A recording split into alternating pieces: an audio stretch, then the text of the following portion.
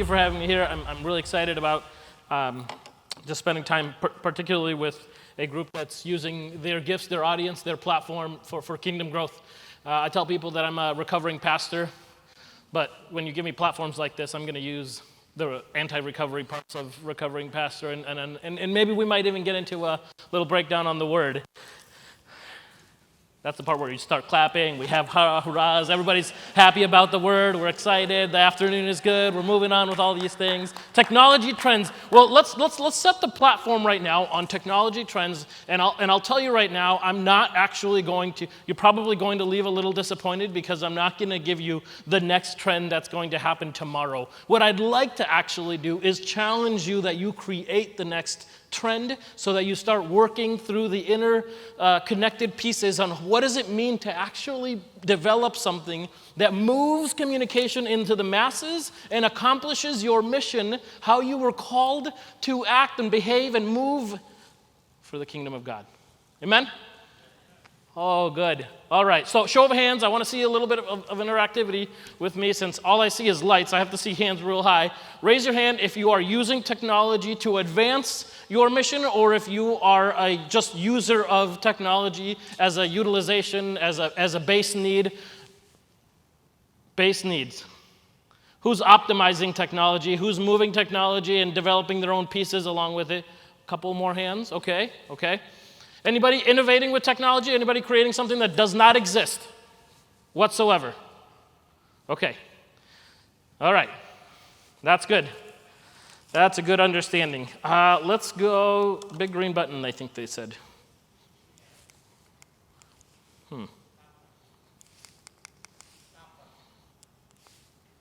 Oh, indeed, this is good. That's good.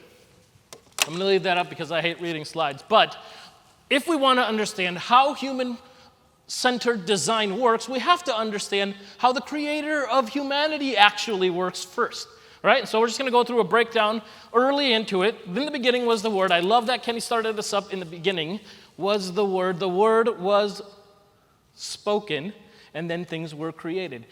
Think about this and shape your mind around what I'm going to say right now. The Creator created creation for the purpose of creation in perpetuity. I'll say it again. The Creator created creation for creation in perpetuity. That does not exclude anybody that the Creator made. Every single being from the beginning was created to create and gravitate towards that creation. Follow with me. First, light was created, and light creates more light because it bounces off of reflections and spaces inside of that, and then the stars and the moon and all of the pieces that come from that. So let's not go into a science class, but plants and vegetation and more creation, and then creatures were created, and they were also then called to create, and then the greatest creation that was created was in the image of the Creator. Every time I think or even stop for 1 second to react to the fact that the greatest being is calling us to be like them, and to be like them means that we have to create. We have no other option to create. And then as a result of that, we start creating this ripple effect that then lead to trends that lead to other creation, leading us into more creation and creation on top of creation on top of creation. And so to design the way the Creator called us to design means we have to understand the human element of how they move, and this methodology that has complete understanding of those perspectives to design processes for efficiencies. That sounds really overwhelming, and that sounds like more than we want to chew. So I want to give you a rubric for how we might create in the same way that the Creator has called us to create, and how we have effectiveness in our mass communications so that more creation can happen out of the original creation that we have established. First of all, I'll tell you a little bit about my family. I have a beautiful wife, 4 kiddos. I'm not quite at the 5Q foundership to 7, but I'm working my way through 4 kiddos. So Ariana's 13, Henry is 8, Avery is 5, and then Elia is 1. Little known fact about me, I love to golf. I golf almost every single day of my life. Love anything that relates to golf and the swing motion, the complete understanding of how that works. My kiddo, Henry, who wants to be everything like me and do everything like me, and in the summertime, when he's on school break, he'll spend every single day with me all day on the golf course or out in business meetings. He'll dress exactly like me and wants to just be like Dad. And several years ago when I was teaching him to swing, he just wasn't understanding the full motion around what you're supposed to do. There was too many pieces along. There was confusion on where do I put my feet? Do I not look up? Do I look up? Where do I look at the ball? I can't strike the ball and down and up and stay and keep my head down and all these pieces. It just didn't feel natural. There was no sequential piece of it all. So I said, buddy, let's take a break, stop altogether. I'm going to teach you how to do this, but I'm not going to teach you with a golf club, which is the first very confusing thing to him. He said, this is unnatural. How could I learn to golf if I don't have golf? So I'm going to date myself. I put my Miyagi hat on, right? Does anybody know the reference, Miyagi hat, right? Everybody know wax on, wax off. Before you know it, you're doing the motions, right? So I said to him, I have to install a fence. I'm going to hammer all of the board pieces that are the top and the middle, and you're going to do the bottom ones. He said, that's terrible. I don't want to do this. I said, listen to me. Just you're going to do it. And so we went through, we did the exercise, we put a lot of fence in, and he hammered. I gave him a framing hammer, and he was hammering, and he's going through it all, and he's exhausted by the time the probably 4-week project that it took us to get there. But he had understood at that point that we have to break this motion where he wants to come over the ball and across. And the only way that I knew how to bring him is to reframe that understanding of this is the motion that the swing path goes. And now his arm has to remember one thing, hit the hammer nail on the head. That's it. One motion. It's one motion with more force and more strength and more accuracy alongside of that. The kid went from whiffing balls at age 6 or so to punching about 200-yard drives because all he had to do is reframe the muscular and the pathways, the neurological, physical attentions on moving like this. If you understand how humanity works, it's amazing the kind of things that we can create, right? It's amazing the kind of trends that we can move if we understand the way memes happen, the way workflows can move, the way we can send text communications and understand the 4-prong or multiple-prong approach so that somebody can actually pay attention to that message because now it's relevant, as opposed to something going in my email because right now I have about 12,993 unread emails. 13,086 unread emails sent back there. So email might not be the most effective for me. But guess what? I only have 251 unread text messages. That might be slightly better. And guess what? I have only 2 LinkedIn messages that are unread. Guess what? Best way to communicate with me, the best way to move towards trending on Jay's attention is going to be attacking the place where he cares about in that space. For me, you send me a LinkedIn message, I'm going to be there. For Henry, if you want to get his attention, you have to break down all the pieces that are a distraction so that he actually recognizes that the motion is going to go like this. And I'm not going to turn my wrist because it's going to hurt if I hit the nail the wrong way, or it's going to go this way, or it's going to go over the top. We have to understand how creation works. So let's go back to the greatest communicator ever, the mass communicator, which is Jesus. Jesus Christ came to earth for the purpose of understanding human-centered design. He went back as the creator. He went back from the creator to the creation so that we can have the trending mechanisms, a rubric even one might say, to how we can move people towards proper attention. So what happens is Jesus is walking with his disciples. They had to get somewhere. He says, we're going to stop and eat. Please go get me food. I'm going to rest over here at this well. We know the story. The well has a woman. The woman is there. He starts having conversation with her, yada, yada, yada. He tells her all this stuff. He says, I'm going to tell you all he says to her, if you knew who this was, you would ask me for water. He starts having a disruptive conversation with her, a dialogue around that. He tells her, don't tell anybody. He tells her what her sins were, and he tells her what to do about those sins after that. Interestingly enough, he builds up her social currency, right? Because she had no voice, because she had no message, because she had no authority. Authorship.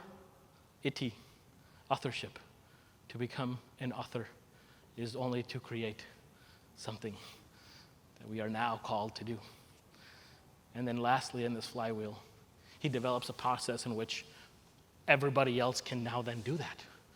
And as we understand the scripture, she doesn't listen to him, tells everybody, and then the disciples, as they've come back and are very confused onto what's happening, he says, stop, look, lift up your eyes, so see that the harvest is coming for us. So it's always very interesting to me when the Bible repeats itself, or when Jesus repeats himself, or when any author repeats himself in a very limited amount of space. So he says, stop, disrupt. You know the difference between looking at somebody and seeing them? It's almost indescribable. I'm looking towards you, but I can't quite see you. I can see the clock. So Jesus says, stop, lift up your eyes, and see. The harvest is plentiful. Took what he had with him, the path of least resistance, a female who was just intrigued that she was being talked to, and was able to move masses of energy towards him. The best description that I've ever heard for how to move energy is the path of least resistance. So energy is going to flow the path of least resistance. If you look at circuits, if you look at water, if you look at the hose, they are never going to just try to go over a little rock or a pebble. What happens with water is it starts moving around the pebbles, it starts moving into the direction that it's flowing in the least amount of resistance. Water seldomly is going to be able to go up street or up a hill. It's going to go down the hill because it's flowing in that fluid motion. And so if we understand how human-centered design and how folks recognize what patterns we should be using towards communicating with them and understanding them, we have to meet them where they have the least amount of friction so that they have the highest level of drive towards sharing, moving into the processes of communicating what was just received, and then the trends actually move and listen. I love telling folks this. 20% of people will never do anything you ask them to do. 20% will just do it because you've asked them to do it. And 60% are indifferent. If we want the masses, we can sway 80% because 20% of those folks are always going to do it, and 60% that are in limbo there just need some kind of a pathway, a utilization method, and then start getting them towards optimization. So we use a process called Venn diagrams. It's super fancy. And this Venn diagram process starts to spell out how we might be able to move somebody through the process of creating something new out of something that they have. So many folks in ministry, when I talk to them, they say, well, I have fixed amount of resources, and I have fixed amount of resources to accomplish what I need to accomplish, and I'm being asked to innovate in all of these various ways. So what do I do when I'm in a spot that I just can't build? I can't just start something new. I don't have millions of dollars to apply to software. I don't have millions of dollars to do anything like that. Well, here's what we do. We want to look at the results that we're wanting to accomplish. We need to define the problem, and then we start moving towards jobs to be done innovation. That jobs to be done innovation is going to move us towards the factors of how do we create automation. So if we want to create trends that are going to help, they have to go with the easiest flow. They have to be automated. From a workflows perspective, emails that come in, when that email comes in, what does it go next? If we're using a CRM like Virtuous, what happens after that email gets in? We have to create workflows that are going to cause the least amount of friction, like a human, to take the next step moving forward. That's basic utilization, something that has to happen. We have to do it. And then we start calibrating it into optimization. How do we best want this to work, or even better work than we had before? And what tools are at our disposal? And then from there we can move to innovation. I love having founders come to me, particularly on the exit side of things or on the succession side of things, and they think that they have something worth millions of dollars, particularly if they're a founding member of that company. So a pool company came to me several years ago, and the pool company said, hey, I'm looking at an exit. I'd like to retire in 10 years. 10 years, that's a long time to plan an exit, but let's see what you got. So we went through the valuation process, recognized that they had $25 million in revenue over the 15 years that they were in existence. The exit founders wanted $25 million return on that exit. They thought that because that's how much money they had made over the lifetime of that business, that's what the return should be on that space. We came back with a valuation, and they actually were valued at $250,000. He was floored. He didn't know what to do and what to say. This is my business. This is my retirement. What am I supposed to do?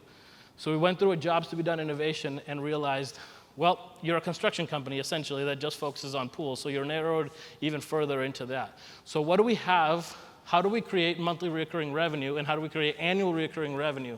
What we did was this. We took IoT devices that are focused on reading the chemical levels in the pool, created a software around that pool,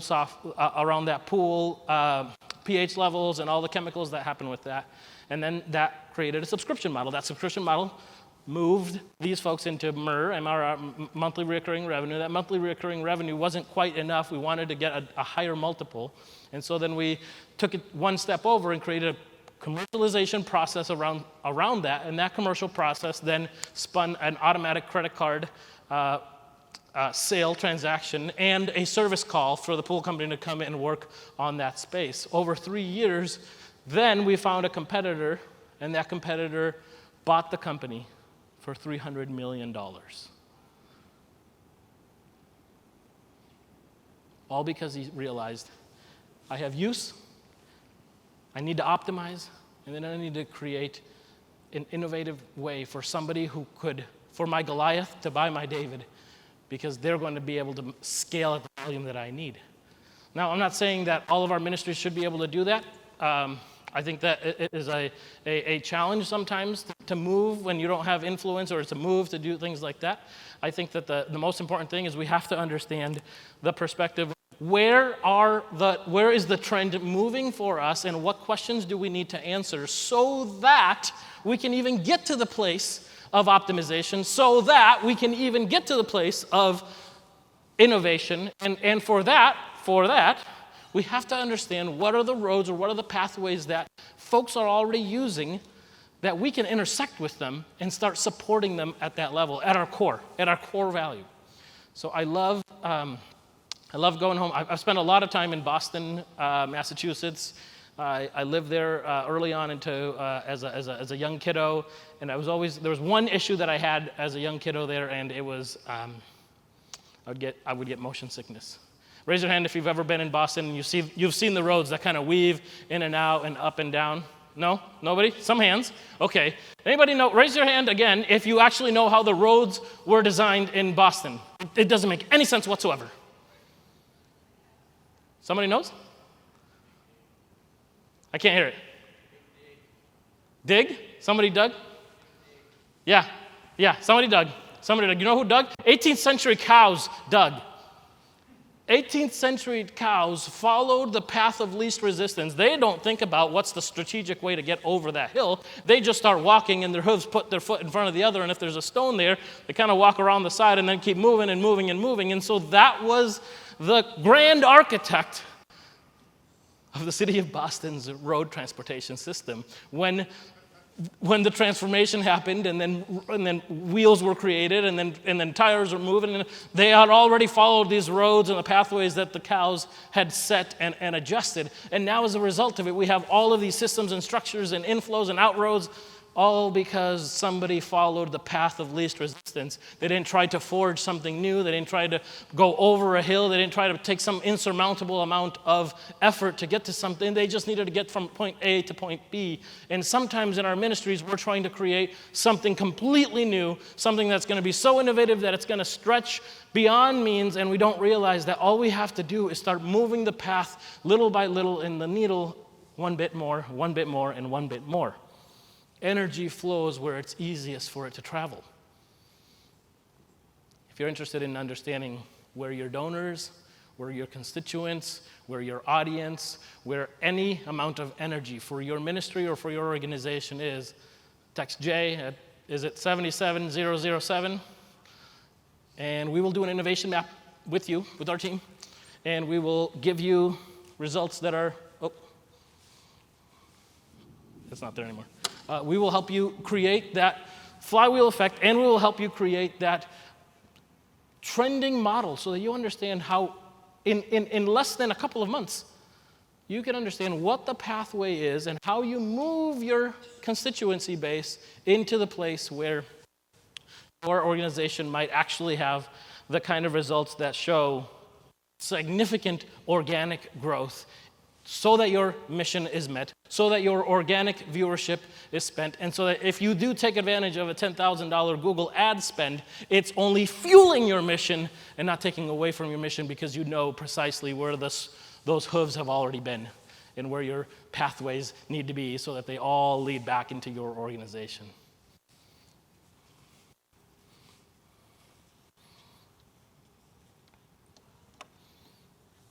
Interestingly enough, 80% of resources are spent on ads, but 80% of traffic goes to organic.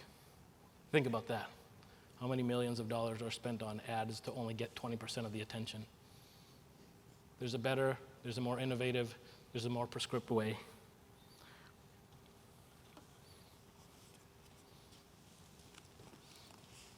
If you want to trend, you want to stay on task, I leave you with this nugget. There's a service out there that texts you reminders. I have a reminder every single hour, except for the hours that I'm technically supposed to be sleeping, that says, Jay, is this the best use of your time? It puts me at a pattern disruptor. I reframe my thinking, and I decide, should I be doing this? What are my goals? What are the roads I'm going down? And am I completely distracted and away from my mission? You want to follow trends, stay steady, and follow that road. Thank you.